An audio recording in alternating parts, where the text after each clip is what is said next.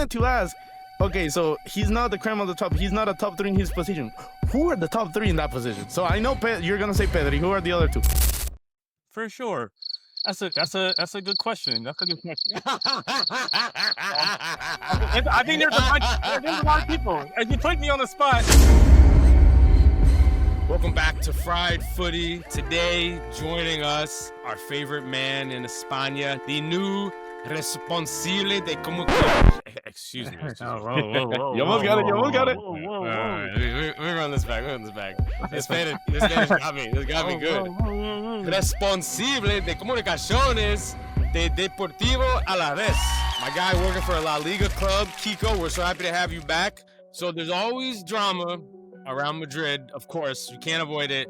La Marca reported that Vinícius is not happy with his role, not happy with getting subbed out so often, while Mbappé is basically playing full 90s. The fact that I think he gets subbed out at like the 65th, maybe around that point, when he didn't have a bad game. Obviously, he's gonna look at Xabi and gonna be like, come on, dude, like, let me shine. I haven't done anything bad. Which at the end of the day, Xabi Alonso is probably looking in the mirror, looking in behind, just like, that was my plan. Now you're all getting mad about, like... Okay, yeah. So you think this is like 3-dimensional chess that Xavi's been playing, trying to piss off Vinícius? It's not piss off just Vinícius. I think it's piss off everyone. You mentioned that there were 4 guys who have started every match. Obviously, Jude Bellingham was not in that because he is coming off an injury. Mm-hmm. Do you rate him as the type of player to be untouchable, a person who should be starting every match? Yeah, no, Jude, just like Valverde, I think they are the system. You build the heart, you build the engine of the team around those 2. Mainly Jude, ever since we've seen in the past couple of years that Jude is just the main guy to get the ball when it comes down to make our team work. But I think he's going to be one of those players that he's going to look at the starting 11 every game and be like, I probably got to put him in there somehow. Rodney, weren't you calling Jude overrated?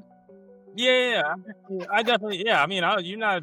Yeah, I mean, that doesn't mean he's bad, but do I think he's, cream of the crop, a top 3 person at his position? I don't know. You look at how good Madrid was to start the season. That was without Jude. Uh-oh. Just saying. You just talked about how your life's been changed. None of that was really involving Jude. So my life got changed ever since the FIFA Club World Cup, and Jude started in every single game. So let's correct that right there. If your life got changed losing a tournament, then I feel bad for your life before that. Your life got changed losing. I didn't see Real Madrid hold up a Club World Cup trophy, so I don't know how your life got changed off that. I was talking about when you guys were actually winning. We just talked about 7 for 7. I don't know why you're including losing. How do you say that he's not in the top? He hasn't played. How could he be? Exactly. He hasn't played in Real Madrid. Hasn't missed him. Because we don't know. What if we improve? What if we play? No, he's a hater. He's a hater. Don't even. He's a hater. He's the only one on the podcast that's hating on Jude. Don't worry. What I wanted to ask, okay, so he's not the creme of the top. He's not a top 3 in his position. Who are the top 3 in that position? So I know you're gonna say Pedri. Who are the other 2? For sure. That's a good question. That's a good question. I think there's a lot of people. As you put me on the spot, there's a lot of people. I'll give you another one, Vitinha. So there's 2. Give me one. You said Vitinha and Pedri. Yeah. Okay, I'm trying to think of somebody. The little kids are gonna cook your ball knowledge right now. You gotta salvage something here. It's not about cooking my ball knowledge. It's just he's putting me on the spot. Can you name anyone else better than you? I mean, shoot. If we're going off last year, and I hate to say this because I'm not his biggest fan either, I put Cole Palmer right there with him. Cole Palmer over Jude. I'll put him right there with him. It's a conversation. It's a conversation. No. All right, man. It is. Is it not? Is it not a conversation? I'm asking you, Kiko. Okay, so no, yeah, it's clear cut. I'll put right now Pedri and then Jude and then everyone else. First of all, Rodney knows it's clear cut because we hate Cole Palmer here. So I don't even like Cole Palmer. I don't like Cole Palmer. I'm a big Cole Palmer believer. I think I might take Cole Palmer over Jude Bellingham also. I think I might take Cole Palmer also. Oh yeah, Brad, take the first, Brad. Right, yeah, there you go. Oh, see, yeah. I'm not. See, I will not allow this. We are not doing this. Cole's finishing bag is deeper than Jude's. That's what I'll say. Wow. So I'm going to allow you. It's a deeper bag. Listen, We're not doing the white boy tax today. Not White happening. boy tax. Chuck Not- says it's white boy tax when I overrate Cole Palmer. Or any Englishman. Max Dowman. Listen, I could go, but I'm not going to do Now, this. Max Dowman is Kiko, definitely white boy. Ballon d'Or. Ballon d'Or. We have just officially, we got it. I was on the Dembele hype train before No, a for lot sure. of these guys, because, you know, I've been using my eyes. I don't know about the rest of these guys. But with that being said, what is just your overall on just how the Ballon d'Or host setup went this year? I want to see where was the mess up, because players like Haaland make no sense all the way down in 26. Cole Palmer. Palmer should have been number 7, right? Nah, that was kind of wild. That was I don't know how Cole Palmer got in the top 10. That was crazy. No, I have no clue how he That was got crazy. in, because again, and also this is the thing. Do we all are on the same page of what the Ballon d'Or is? Like, is no longer the best player in the world. It's just based on that criteria, like that bullshit Really? criteria. Yeah, that it's they follow, definitely but not like, the best player. It's not the But best. it's best player mixed with did you win titles? And mixed with do people like you? People like They him. have this whole off the That field. third- yeah, that How third do you one. conduct yourself as a player? Like all this now, it's turning into a popularity That's why contest. Rodney won. Mhm. Continue. But I was gonna say it's basically, yes, Brad. It is the best player, but he's the best player for the best team. If we're just gonna talk about like the best players in the world, I think Rafinha should have won it, not Dembele. And even Salah should have been higher at that point. Rafinha not being in the top 3 is baffling, in my opinion. Yeah, I just want to know like how Victor Yorkers got 15th because I wouldn't have him in my top 100. Like, you really giving out Ballon d'Or votes for someone who just beat up bottom half teams in Portugal? Virgil van Dijk is 27th, but Yorkers is 15th. Get the fuck out of here. Thank you for mentioning. I knew there was a player like close to the 30th that don't make sense being that low. Van Dijk makes no sense at 28. Should have been top 15 easily. I want to talk about something that we hit on in our last podcast appearance together. Marcus Rashford. Maybe the savior of Barcelona with one of the best Champions League goals in a minute. That's definitely going to be on the Champions League goal reel at the end of the year. Let's be honest, that goal was fucking He incredible. was It's match amazing. day It's one. Like, It doesn't matter the match day. Quality is quality. Like that goal was. Hey, Charles, think about it. That goal, I don't think it's gonna make it, but that's a Puskás quality. Thank you, Type goal. Kiko. What did I say last spot? Because I don't think I discredit Rashford. I discredit your take of being Yeah, a Ballon d'Or yeah, candidate, yeah. but I don't think. it's only him. He's trying to make this. It's not about. Yeah, you, he's Kiko. trying to justify He's his just take. trying to He's just justify trying to his justify. nonsense take. That's all it is. Nah, I mean, I think Rashford showed in that game that he's got an elite quality about him still, which could make him a Ballon d'Or contender. Oh my god. Don't whisper it. So, Say so, it so, with so your wait, chest. Don't wait. whisper it. Say it with your Brad, chest. just to be on the record, and to be sure that we are on the same page. If Rashford was to break into the top 30, I'm not saying top 10. If he was to be the 30th player on the Ballon d'Or, will you take that as a win? Do you think you would be right at that point? I'm not that shameless. I'm pretty shameless, but I'm not that shameless. Okay. I would say contender. I would say like Top half. give me top 7. No, why are we even having? No, this yeah, he's not. He won't. No. That's what I'm saying. He's not a serious person. I don't want to put this out there, so let's just say Barcelona does very well. I'm not gonna say the trophies. Let's just say they do very well, and he becomes a rotational player, because I don't think in your heart of heart, Brad, think that he's gonna become a starter once everyone's healthy. I think there's a path. Oh. I think there's a path. I think Rafinha and Lamine Yamal 100% have to start every Yeah. game they're healthy, right? This is a system that is designed for Rashford's skills. And Like, one where thing- he's been playing at Manchester United the past 5 years, those systems have been garbage. The managers have been garbage. Hansi Flick knows how to coach offensive football. And I think Marcus Rashford, if he's on the field, is going to be in Where? And what situations position? Who's that give going him the for? opportunity to do what he's best at. And we saw it already, you know, and he's playing more comfortable. He's playing with incredible confidence. I think Rafinha can play centrally and he can play on the wing. I think Lewandowski, I don't think he's an every game must start player right now. I mean, he's getting back from injury, and he He got is, back that's from what I mean. injury. I think, and like, uh, but he's how old is Lewandowski? Like 46 or something. You know what I mean? Like, he's gonna keep getting hurt. I'm getting up there. I'm in my late 30s. Let me tell you, you keep getting hurt. It doesn't stop. So like, I just feel like Marcus Rashford. I think he's got a really big role to play, and I think he can do some wild shit I still. just love how you made yourself Lewandowski. I really love how some of these things work, man. I really do. I mean, the best two players on the team are the wingers. And then Pedri's in the middle. It's just like he's literally in front of Pedri. But you're acting like Rafinha didn't play like half of the year centrally, and he he played on the heat map. He plays centrally. He starts on the left wing, Brad. Once again, we watched the game. I tell you, He starts on the left wing. That's because you end up in the middle. Does not mean that's what he's playing, bro. I'm trying to tell you this. No, but listen, Rashford, I'm with you. Hey, Rashford contender. I just want my money when he loses, when he does. Luckily, I didn't make a bet about that. Of course, That's how you know. Of course you did. I was gonna say, if Barcelona does very well, I could see him 14th at one point. What if he leads Barcelona in Champions League goals, as he currently does? Through one game? Yeah, as he currently does. No. Listen, he had the best goal of the UCL, and he's gonna lead them in scoring. You see it. There's nothing else to be seen. I'm saying the prophecy is already coming true, but keep doubting. That's fine. Okay. Give you a little faith. If he was to, let's say, somehow he gets the best goal of the Champions League. He is the top goal scorer of Barcelona, and by that logic, the top goal scorer of the tournament, probably. Top seven's a lock at that point. If he's Barcelona's top goal scorer, that's a lock at that point. And they have to win the Champions League. They have to win the Champions League. So let's ask another question. Well, I don't want to see her hypothesize on Rashford leading the Champions League and goal. Listen, we may look back at this and be like, "Wow, we were having profound conversations at that time." We were having dolphins. Listen, who called Dembele as winning a Ballon d'Or in September? That seemed an impossibility. No one here, I think, would have guessed that Dembele was a contender for the Ballon d'Or. He also starts every game, so. Thank you. Thank you. Wait, what are we talking about? I'm about to find out. Let's talk a little bit about the Premier League. Liverpool has a bit of an interesting situation going on with their attack. Ekitike, the striker they brought from Germany, has been incredible, and then they went and bought the best striker in the world, Alexander Isak. You're still holding that, okay?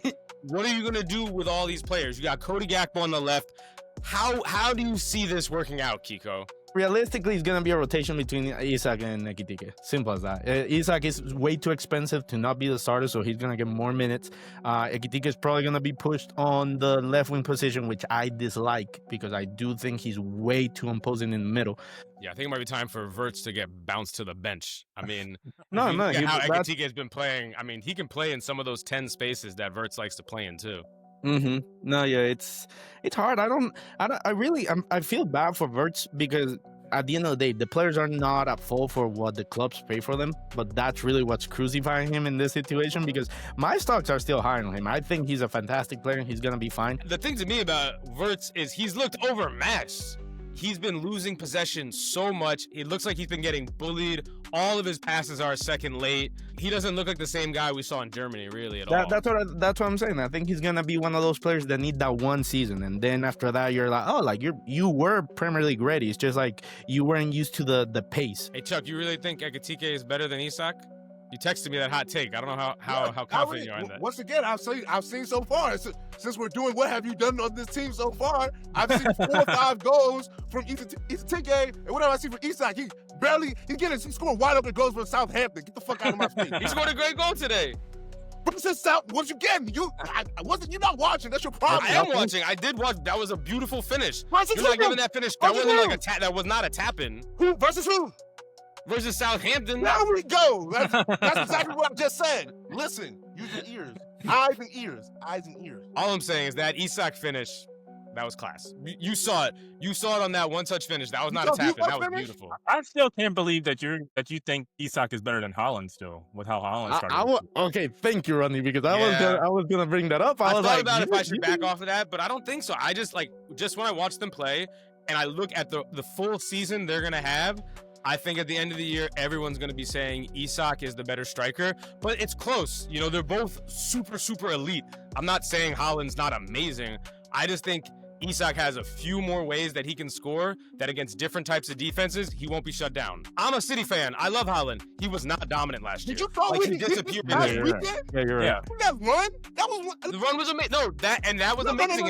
No. Before Man City did nothing. That run was literally What you were? Oh, Man City. Right, but I'm only comparing him to Isak. I'm not saying Haaland is not amazing, elite, incredible. I'm just saying I think Isak's a little better. That's it. I would take Isak if I had the choice. Brad, but do you think, because I think you guys, now that I know you're a City fan, I don't remember you saying that in the last part.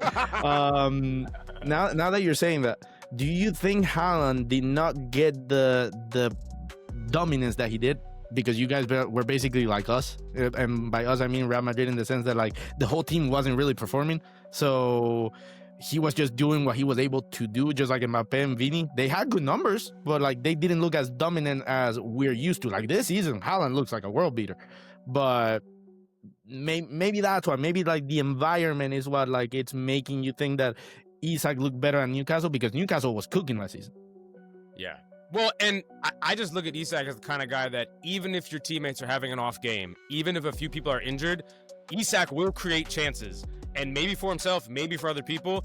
With Haaland, when City took a downturn, he was just doing cardio out there. Yeah. Like, he wasn't dropping deep to get the ball. He wasn't creating any chances for anybody else. And he really doesn't create many chances for himself.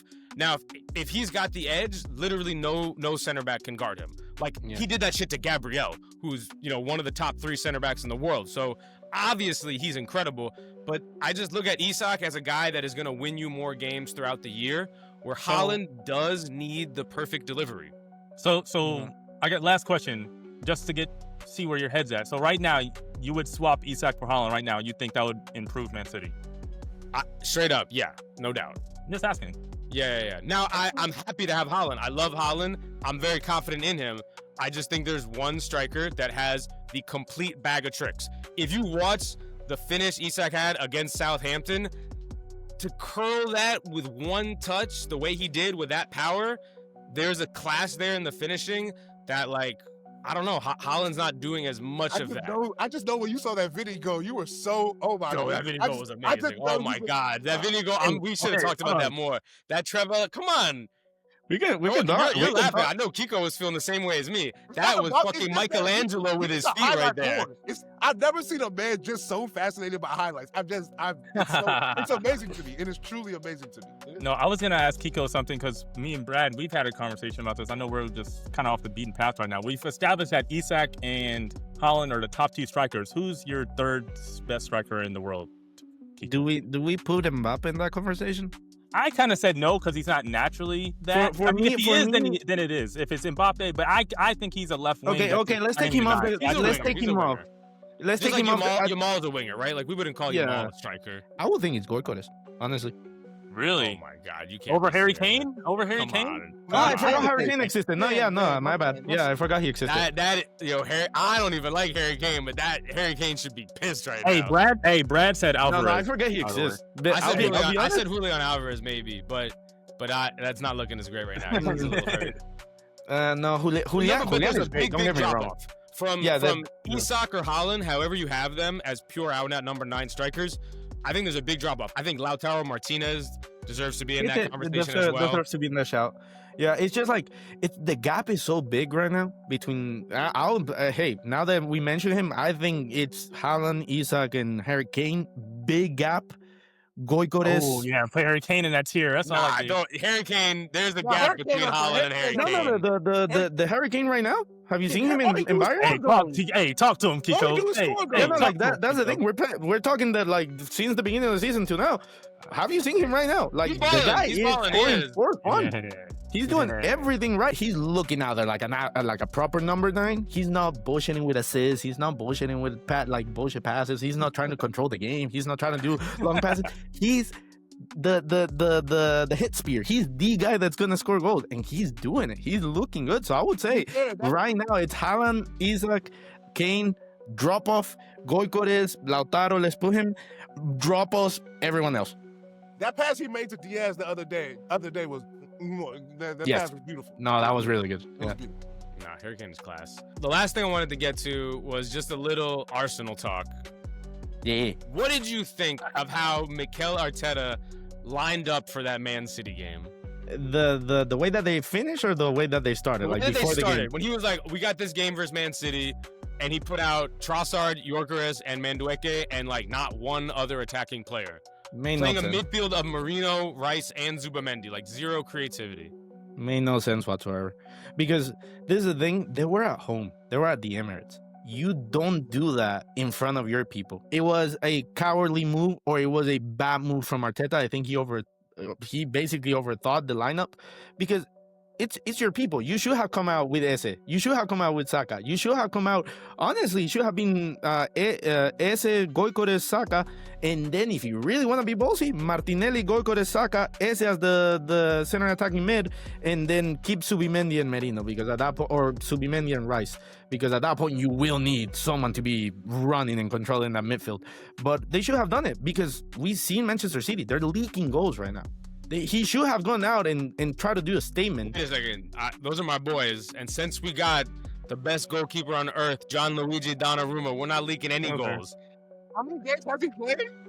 The talent and the teams that you've gone against with Donnarumma have been very subpar so far, outside of Arsenal. In that second half, until Martinelli had that kind of miraculous run from a beautiful pass from Eze, Arsenal was shut down. Like, City was playing real good defense. You shut down Arsenal's offense. Whoa. Hey, I know Arsenal scored so many goals. Good job. This man who was texting us about how dominant Man City was with literally like 30%. I was going to just have so much shit if they could just fucking hold on to that game. You're not a serious guy. Pep with the dynamic coaching changes. What are you talking? Literally, that one run is what's City's whole offense. What are you saying? As a Man City fan watching it, it was so much more stable. The shots they were conceding were not hard to stop. Hey, don't City and United have the same amount of points on the table right now? Is that so? Is that so? Is that so? Let me Google this real quick. Is that so? Yeah. You're not a serious cat. Bro, while we were watching the game, this man was talking about how great City looked. What game were you watching? Literally never had possession. And They do have the same amount of points. one time that City had did anything was they won in the first half. You're not a serious person. Nah, you were not watching the game because Jeremy Doku looked great, Reinders looked great, Haaland looked amazing. You're not serious. You just started liking Jeremy Doku like a month ago. Like, that's not true. I just complained that Jeremy Doku didn't have a final product. He's gotten better. I know you're a Manchester United fan and you're not used to players getting better on your team, but it finally happened with Jeremy Doku. You know what it looks like. I'm not listening to you. You know nothing. I'm nothing. You just started begging with Jeremy Doku. That's not true. A month ago. I've dreamt for this growth, and now we got the growth. You literally, you're making Kiko choke. You're making Kiko choke. Come on. It's because I wanted to get the stats just because I needed to see it again. So Manchester City had 2 big chances. Arsenal had 12 shots, but only 2 big chances. So they basically did the same thing.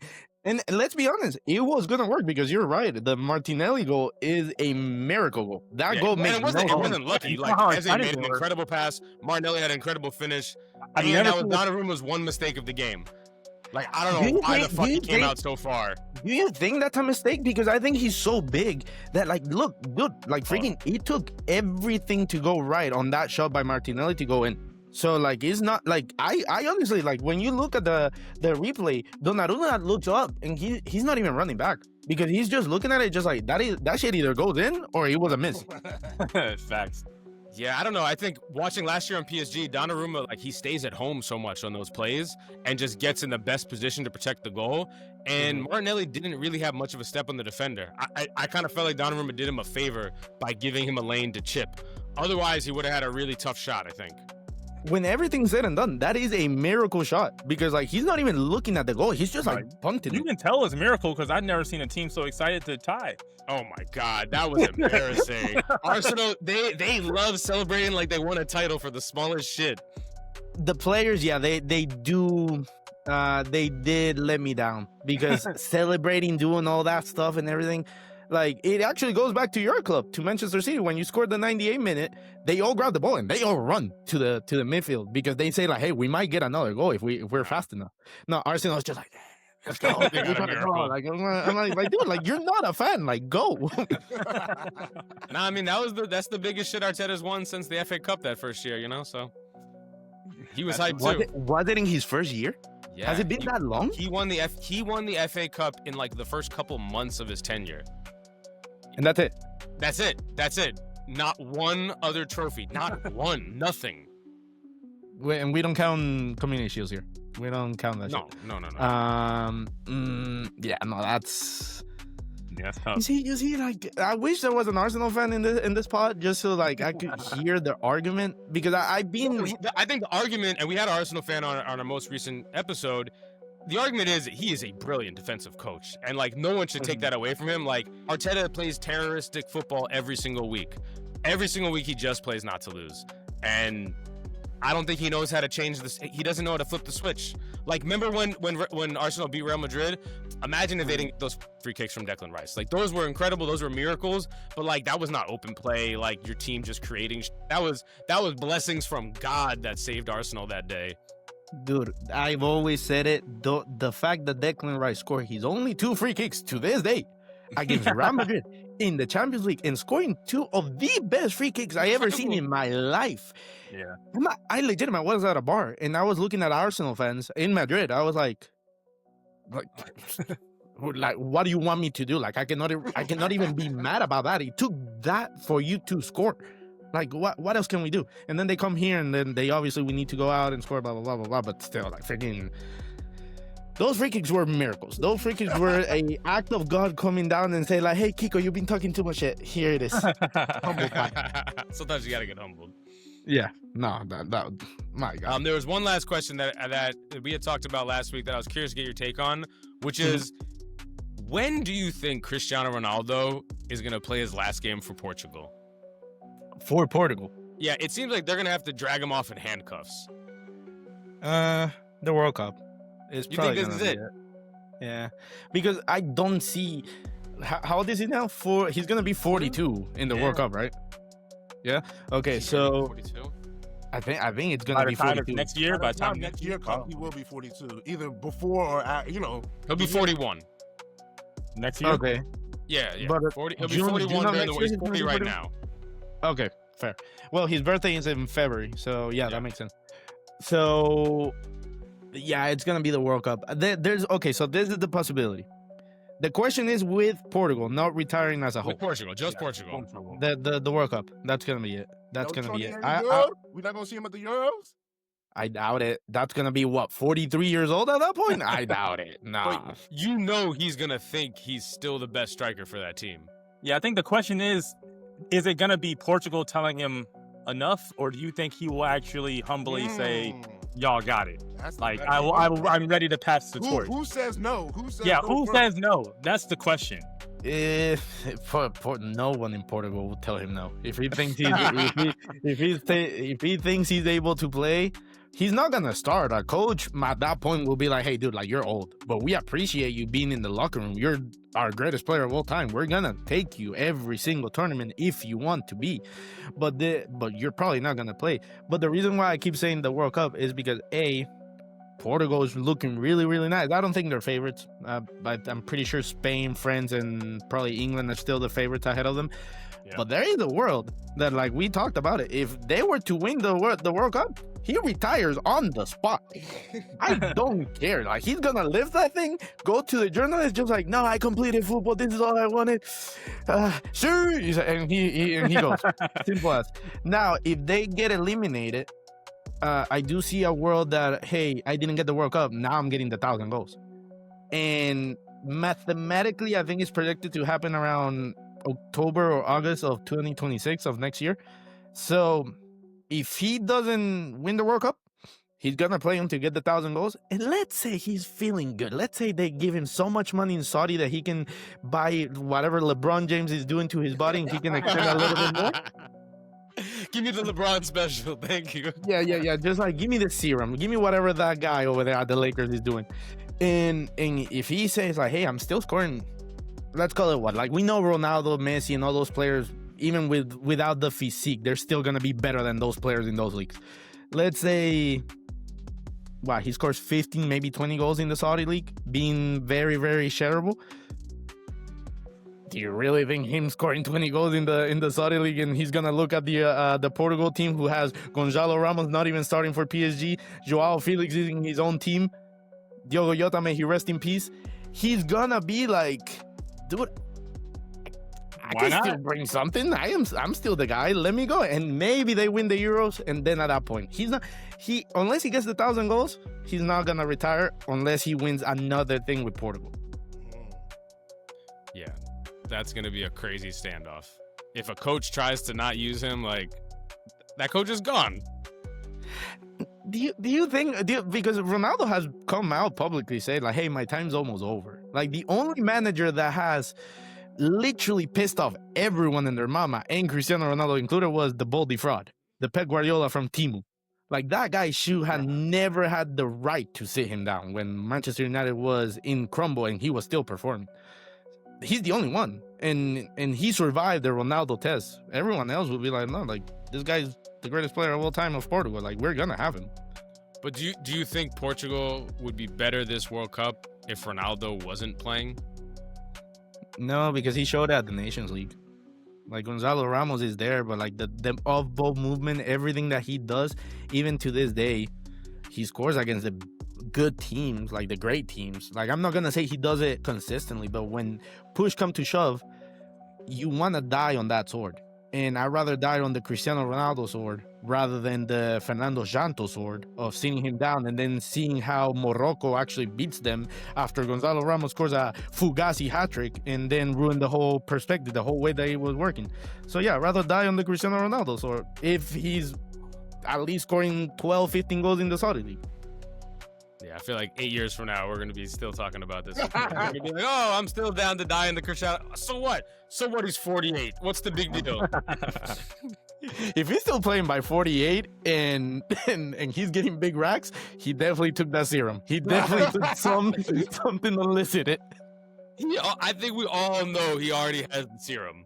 Wow, There's no doubt. allegedly. Whoa, allegedly. I would CR7. I would never do that. Yeah, to you. yeah, I would never allegedly. do that. No, shade. I have We don't have no. We don't I'm have all no for the worries. serum. I'm not anti-serum. We don't have no No, worries. if anything, Don't there's put that a smile on my legal face. Don't put that smile there's like a you're one of the legal fans. substance. There's a legal limit that all these players at the high level are taking. They're tendering about it. Yeah. All right, Kiko, my guy. I know it's late out in Spain. Thank you so much for making the time for us again. It's always a pleasure. Tottenham Nah, top four. Tottenham top four. What are they right now? Before we finish, what are they right now? Three right now. They're third. They're third. Take a screenshot, pal. They're tied with Arsenal. Just Arsenal got a slightly better goal differential, tied for second. So they could be second. Then. Oh my god! Okay, let's see. United and Tottenham. Changing the stories, baby. Listen, you might be the best coach in the Prem, but you still got Richarlison, so you know. So Don't act like Cole five Manu's not games. coming. Don't act like Cole not coming. 5 games, 3 wins, 1 draw, 1 loss. Let's see your next. Doncaster, you should win that. Wolves, you're probably gonna win that. Leeds, I swear to God, that's gonna be the most Spursy loss you're gonna do in the season because you're gonna lose. For some reason, you're gonna lose. Aston Villa is going straight down to the 2nd division. Monaco, you're probably gonna draw. Jesus Christ, you're gonna be. I look at their schedule. Their schedule is great until like November. They have. Yeah, no, I'm looking at it right now. I'm like, freaking Ronnie's gonna enjoy his steak. You're gonna enjoy your. I'm running laps. I'm running laps till Thanksgiving. I was coming here to slander Tottenham, but I couldn't because I looked at the schedule. So I've been quiet for like 2 weeks now. But it's okay. We literally have to wait until November to like actually start seeing if Tottenham is gonna come. I'm not gonna shut up till then. I'm not gonna shut up till then. The vision. November. Oh, I'm back. Oh, I'm back. November. Oh, I'm back. It's September 23rd. We'll cross that bridge when we get there. That's fine. You're right. September 23rd.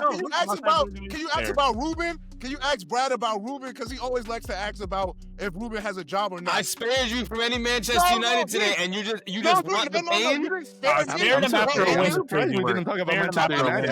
I've been wanting to. Last time I felt you, it was getting under the skin a little too much. You know. No, you love Ruben more than me. So ask today. Since you always ask.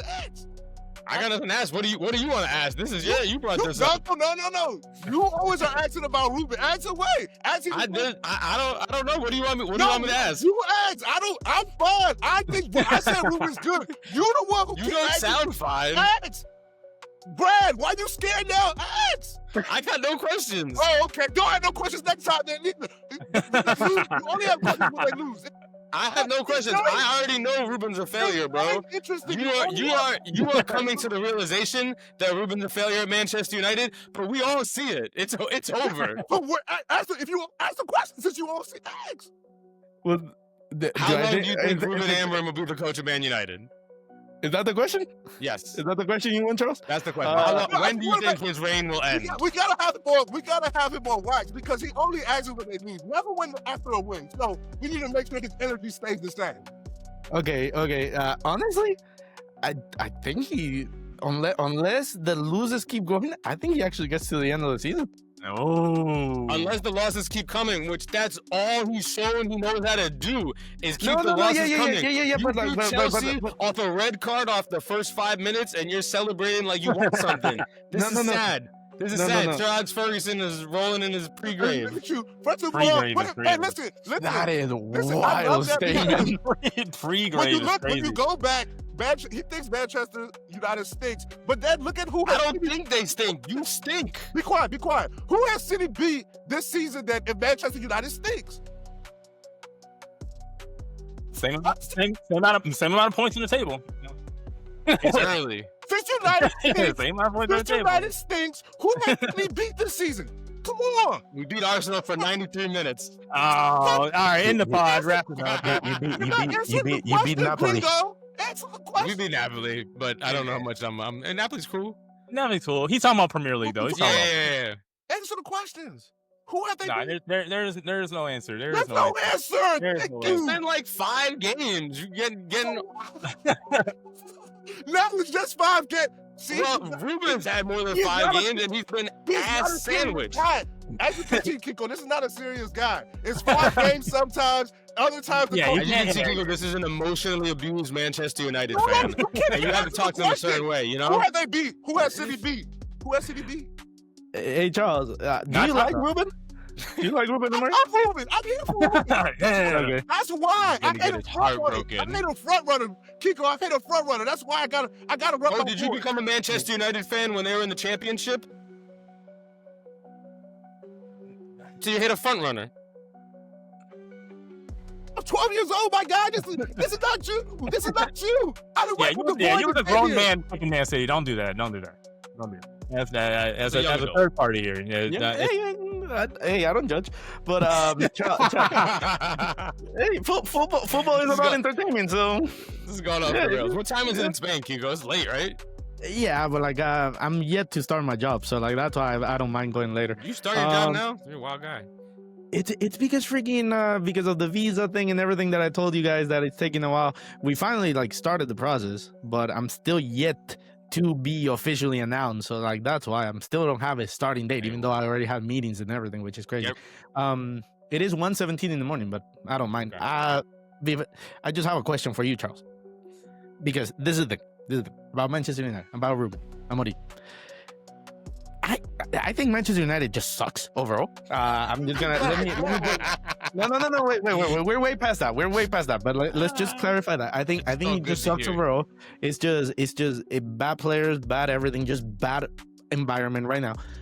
But what I mean about Ruben Amorim, that I think he's gonna stay there unless the losers keep coming. Like I said to Brad, it's because everything, when you see the stats, when you see the way they play, when you see everything, it's just the players suck so fucking much that even the games that they should win, mathematically, you're looking at it just like, oh, it's a 1-0 for the other team instead of Manchester United, even though Manchester United had every single fucking chance they could.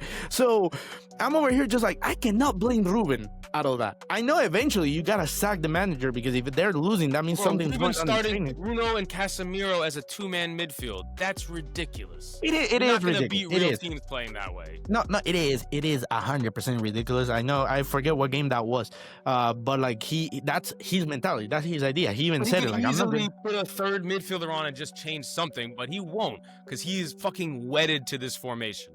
He is, but again, the numbers show you, maybe it is a personal thing. Maybe it shouldn't be Bruno. Maybe it should be the freaking Deadwood Ugarte, who sucks, but maybe he will play a better role than Bruno. Or Mainu. I don't know why Mainu's not playing. I don't know what he has against him. But like, at the end of the day, mathematically speaking, eventually things are gonna click. Eventually your striker has to find the goal. Eventually the shots have to start going in unless you face a Gigi Donnarumma Kiko, every single game, I've which said they these don't things. exist. Kiko, I've said these things. That's why I wanted you to talk, because you seem to have the Spanish tongue that the gringo listens to, not mine. So I needed you to say these words. I said this. I have said that. Listen, it'll come. It'll happen. Ruben, I believe in him. So I'm just glad. That's why you my guy. I'm like you. That's all it is. Now, Manu's got some room to grow. Cunha's basically giving him nothing so far. Sesko's giving him very little. And with that said, where are they at the table with Man City? It's all right, but don't get used to it. It won't be that way for long. I'll be honest. I was looking at the calendar for Manchester City. Gigi has changed your fucking life. I'm telling you, they're a different team with Gigi. What was it? The beginning of the season, I was looking at it right now. The Tottenham playing it is out the from the most back anymore Tottenham too, because Gigi sucks at playing it out from the back. So Pep is just like, screw it, we're playing like PSG last year. We're just gonna press high and punt the ball long, and just let Haaland fucking win physical battles. And honestly, it's a great pivot. Yeah, it is. So And Chuck, take a little picture of the table right now, and that's gonna be the closest you'll be all year to Man City. I know. Dude, Charles, and by the way, and you guys let me know how far you want to make this podcast, because I'm willing to talk my ass off whenever. We gotta end it. I gotta go to dinner. Okay, just then the last thing.